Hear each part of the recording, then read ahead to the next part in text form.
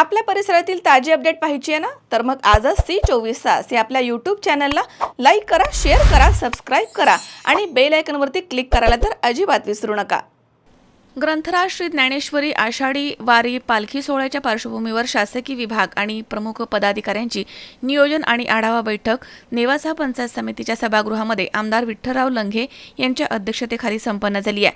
8 जुलै रोजी नेवासा इथून पंढरपूरकडे प्रस्थान होणाऱ्या पायी पालखी सोहळा हा सुरक्षित, शिस्तबद्ध आणि भाविकांसाठी सोयीस्कर कसा करता येईल यावर या बैठकीत सविस्तर चर्चा करून विविध कामांचा आढावा घेण्यात आला. तर या महत्त्वाच्या बैठकीमध्ये संत ज्ञानेश्वर महाराज संस्थानचे अध्यक्ष आणि माजी आमदार पांडुरंग अभंग, नेवासा नगरपंचायतचे नगर अध्यक्ष डॉक्टर करणसिंह गुले, तहसीलदार संजय विराजदार, गटविकास अधिकारी संजय लखवाल, पोलीस निरीक्षक प्रताप दराडे, शिंगणापूर पोलीस स्टेशनचे दीपक धनवटे, सोनई पोलीस स्टेशनचे सहाय्यक पोलीस निरीक्षक किशोर जाधव तसेच भाजपचे नेते अंकुशराव काळे, भाजप गटनेते महेश लोखंडे आणि माजी सभापती रामभाऊ जगताप उपस्थित होते. तसेच नगरपंचायत, महावितरण, आरोग्य विभाग, पोलीस प्रशासन आणि सार्वजनिक बांधकाम विभाग सर्व प्रशासकीय अधिकारी आणि कर्मचारी या बैठकीसाठी हजर होते. तर यावेळी आमदार विठ्ठलराव लंघे यांनी अहिल्यानगरचे जिल्हाधिकारी पंकज आशिया आणि जिल्हा परिषद मुख्य कार्यकारी अधिकारी आनंद भंडारी यांच्याशी फोनवरती संवाद साधून नियोजनाबाबत चर्चा केली. दिंडी मार्गावरील सोयीसुविधा, पिण्याचं पाणी, आरोग्य व्यवस्था, अखंड वीज पुरवठा, रस्ते दुरुस्ती आणि कायदा आणि सुव्यवस्थेच्या दृष्टीनं सर्व शासकीय विभागांकडून पूर्वतयारीचा सविस्तर असा आढावा घेण्यात आला. प्रशासकीय समन्वय आणि जनसामान्यांच्या सहकार्यानं हा पायी दिंडी सोहळा अत्यंत उत्साहात आणि निर्विघ्नपणे पार पाडण्यासाठी सर्वांनी प्रयत्न करावेत असं आवाहन आमदार विठ्ठलराव लंघे यांनी यावेळी केलंय. आपल्या नेवासा तालुक्यामधून ग्रंथराज श्री ज्ञानेश्वरी पालखी सोहळा 2026 हा दिनांक 8 जुलै 2026 रोजी मार्गस्थ होणार आहे. यामध्ये ग्रामीण भागाच्या जिथून पालखी सोहळा जातो त्या ग्रामीण भागासाठी ग्रामीण विकास मार्फत आपला निधी प्राप्त झालेला आहे. त्या निधीमध्ये आपण माननीय सीओ सरांच्या मार्गदर्शनाखाली आणि माननीय पालकमंत्री महोदयांच्या मार्गदर्शनाखाली पालखी मार्गाला जिथं मुक्काम ठिकाणी आपण त्यांना वॉटरप्रूफ मंडप प्रोव्हाइड करणार आहे, जेणेकरून वारकऱ्यांना पावसामध्ये त्यांचं संरक्षण होईल आणि त्यांना रात्रीचं मुक्काम करता येईल. तसेच त्या ठिकाणी आपण फिरते शौचालय त्यांना प्रोव्हाइड करणार आहे आपण. तसेच फिरते स्नानगृह प्रोव्हाइड करणार आहे. तसेच पालखी मार्गासोबत आपण पिण्याचे टँकरसुद्धा प्रोव्हाइड करणार आहे, जेणेकरून वारकऱ्यांना पिण्याची सुविधा होणार नाही. तसेच ज्या ठिकाणी दुपारचं भोजन आहे, आपल्या तालुक्यात 2 ठिकाणी दुपारचं भोजनासाठी पालखी मार्ग विसावा करणार आहे. ते विसाव्या ठिकाणी पण आपण तिथे ग्रामपंचायतला सहाय्यक अनुदान म्हणून आपण 1 लाख रुपये देणार आहे. 1 लाख रुपयामधून दुपारी जर पालखी मार्गाला आवश्यकता असेल तर त्यांनी मंडप उभारायचं आहे, काही आवश्यक असेल फिरते शौचालय द्यायचे किंवा इतर ज्या सुविधा असतील, म्हणजे ते विद्युत कनेक्शन असेल, स्वच्छता असेल, या सर्व सुविधा ग्रामपंचायतमार्फत पालखी सोहळ्याला आपण प्रोव्हाइड करणार आहेत.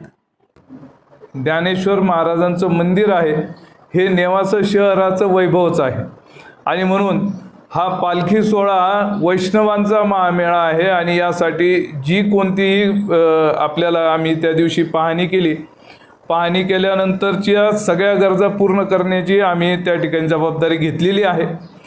परंतु ही जबाबदारी घेताना आपल्याला लोकांची मानसिकताही लक्षात घ्यावी लागते आणि त्याप्रमाणे काम करावं लागतं. त्या मंदिराजवळचा खड्डा आम्ही आता बुजवला आहे. आपण या मीटिंगला बसण्याच्या आधीच तो खड्डा बुजलेला आहे आणि पालखी मार्गावरचाही इतर सर्व किरकोळ गोष्टी आहेत सगळ्या दुरुस्त या 2 दिवसात केल्या जातील. फक्त मुरुम फिलिंग जो विषय आहे, कचखडी टाकणे रस्त्यावर हा विषय आहे, सखल भागातला पाणी हा जो विषय आहे तो मात्र आदल्या दिवशी आपण पूर्ण करणार. आणि स्वच्छता तर निरंतर सुरूच आहे. आपण कधी चक्कर मारला त्या ठिकाणी स्वच्छता राहील. पालखी मार्गाच्या संदर्भाने आपण विशेष स्वच्छता मोहीम त्या ठिकाणी अशोक काकांनी ज्या पद्धतीने सूचना केली त्या पद्धतीने 2 दिवस आपण ती चालू ठेवू. या ठिकाणी आपला जो मुक्काम आहे मार्केट यार्डवरचा, त्या मार्केट यार्डवरच्या मुक्कामाला सुद्धा शासकीय सोय त्या ठिकाणी करता येईल अशी व्यवस्था करण्याचं या ठिकाणी आमदार साहेबांनी आम्हाला आश्वस्त केलेलं आहे. खरं तर मागच्या वर्षी आपला एक अतिशय चांगला निर्णय थोर संत महंतांच्या माध्यमातून झाला. त्यामध्ये हरिभक्तपरायण राऊत महाराज असतील, हरिभक्तपरायण आपल्या मंदिर संस्थांचे विश्वस्त देवीदासजी म्हस्के महाराज असतील, शेवगावचे जिंजुरके महाराज त्या ठिकाणी आहेत. आणि आपले हरिभक्तपरायण उद्धवजी महाराज या सर्वांच्या माध्यमातून आणि आपल्या तालुक्यातील सर्व थोर संत महंतांच्या पुढाकारातून एक अतिशय लोकभिमुख निर्णय झाला आणि जशा अभंगसाहेबांनी उल्लेख केला, ज्या मानाच्या पालख्या राज्यभरामधून निघतात त्या पद्धतीचं ज्ञानेश्वरीचं जे स्थान आहे, ज्या पवित्र क्षेत्र आहे, ज्या पवित्र पैस खांबाला टेकून संत श्रेष्ठ ज्ञानेश्वर महाराजांनी ज्ञानेश्वरी सांगितली आणि ती ज्ञानेश्वरी या ठिकाणी उगम पावली, लिहिली गेली आणि अख्ख्या जगाला गवसणी घालण्याचं काम संत श्रेष्ठ ज्ञानेश्वर महाराजांच्या माध्यमातून झालं. आणि म्हणून असं पवित्र स्थळाचा देखील मोठा सोहळा असावा म्हणून या सर्व संत महंतांनी पुढाकार घेतला आणि आपल्या सर्व विश्वस्त मंडळी असतील, आपले भाविक भक्त असतील, यांनी देखील अतिशय अचानक तो निर्णय झाला आणि खूप अचानकपणानं सर्व गावगावमधून ज्या दिंड्या निघायच्या त्यांनी देखील सहभाग घेण्याचा निर्णय घेतला.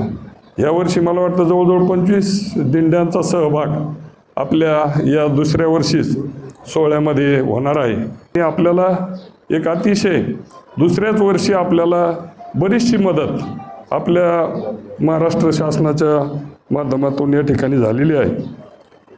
आपोतात मग जर बघितलं पहिल्या दिवसाच्या मुक्कामाचा जो विषय आहे, तर आत्ताच मी कलेक्टर साहेबांशी बोललो, CO साहेबांशी बोललो.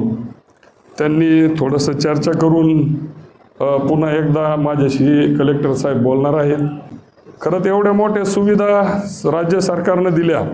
मी आपल्या तालुक्यातील सर्व भाविक भक्त, जिल्ह्यातील भक्त, आपल्या शेजारील संभाजीनगर जिल्ह्यातून येणारे सर्व भाविक भक्तांच्या वतीनं महाराष्ट्र शासनाचे विशेष आभार मानतो की आपण जो पाठपुरावा केला सर्वांनी, त्याला शासनानं अतिशय उत्तम प्रतिसाद दिला. आणि म्हणून या ठिकाणी आता तो उल्लेख परत करत नाही. इतर सुविधा आहे, वॉटरप्रूफ मंडप आहे, शौचालयांची व्यवस्था आहे, स्नानगृहांची आहे आणि म्हणून खऱ्या अर्थानं ज्या गरजा महत्त्वाच्या आहे त्या आपल्याला राज्य सरकारनं देऊ केलेल्या आहेत. खरंच कालच मी भाषणामध्ये बोललो, 1-2 दिवसात आपला अशोकराव पिण्याच्या पाण्याचं टेंडर देखील त्या ठिकाणी फ्लोट होणार आहे. आणि म्हणून त्याला नक्कीच जो बराचसा 8-8, 10-10 दिवस साहेब पिण्याचे पाणी मिळत नाही, तक्रारी आहेत आमच्या महिला भगिनी सातत्यानं मला त्या ठिकाणी फोनवरून ही मागणी करत असतात. तर नक्कीच हे टेंडर फ्लोट झाल्यानंतर लवकरात लवकर वर्ष, सव्वा वर्षामध्ये आपल्या नेवासकरांना स्वच्छ सुंदर पाणी आपल्या महाराष्ट्र शासनाच्या पुढाकारातून प्यायला मिळेल ही देखील अपेक्षा व्यक्त करतो. आपण सर्वजण या ठिकाणी उपस्थित राहिलात त्याबद्दल सर्वांचे आभार मानतो आणि थांबतो. धन्यवाद. शंकर नाबदे, C24 तास, निवासा.